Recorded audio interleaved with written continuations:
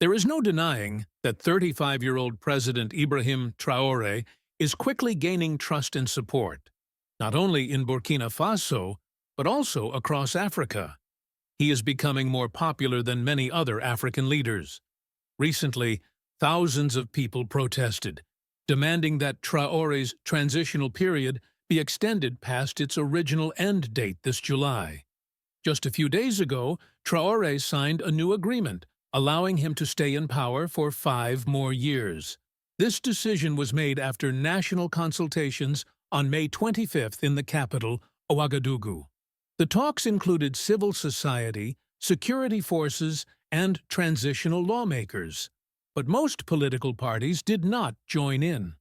Colonel Moussa Diallo, head of the organizing committee, announced that the transition period will now last 60 months, starting from July 2nd, 2024.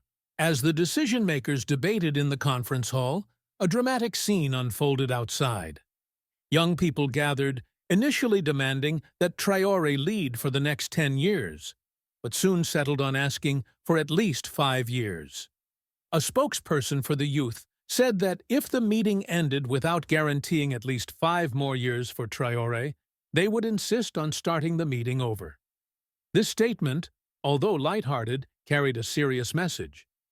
The youth were determined and made it clear they would not back down. The decision-makers understood the strong resolve of the youth and the potential consequences of ignoring their demands. To understand this situation better, I can share a video with you. Although the video is in French, I will provide a translation. The new charter includes the following key points. Le passage du statut du président de la transition. The title of the President of the Transition will change to President of Burkina Faso and Supreme Head of the National Armed Forces. The transition period is set for 60 months, starting from July 2nd, 2024. The President, Prime Minister, and President of the Legislative Assembly during the transition will be eligible for upcoming elections to end the transition.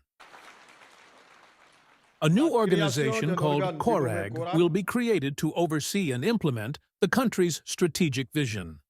The recent national consultations in Burkina Faso have brought significant changes, driven by the commitment to reshape the nation's political landscape. The discussions included various groups and focused on several key areas: representation and inclusion, the suppression of quotas affected by ex-ANP, ex-CFOB, and ex-ONA led to the maintenance of 12 representatives from the ALT, along with parties and political movements from diverse backgrounds.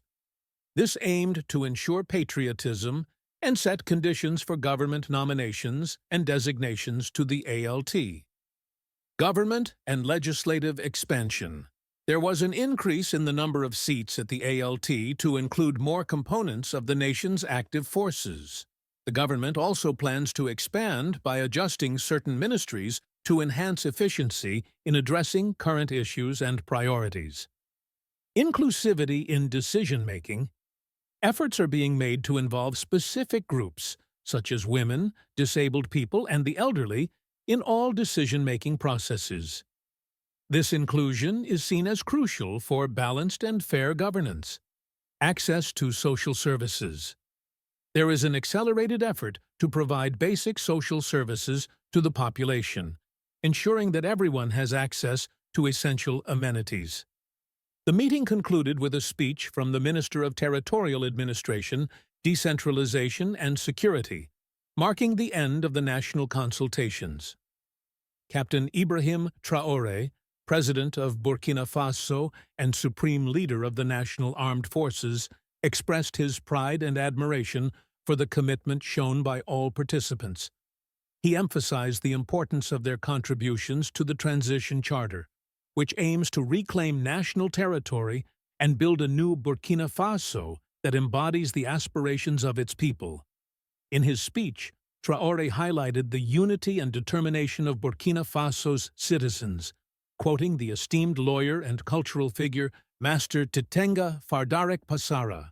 It is a multitude of hands that lift the roof of the house so that the shadow is of the house. He acknowledged the collective effort and resilience of the nation, which has always risen to save the superior interest of their country. The recent decisions and changes reflect a renewed commitment to patriotism, integrity, dialogue, and resilience. The people of Burkina Faso have rewritten a new chapter in their history, demonstrating their ability to overcome adversity through unity and diverse skills.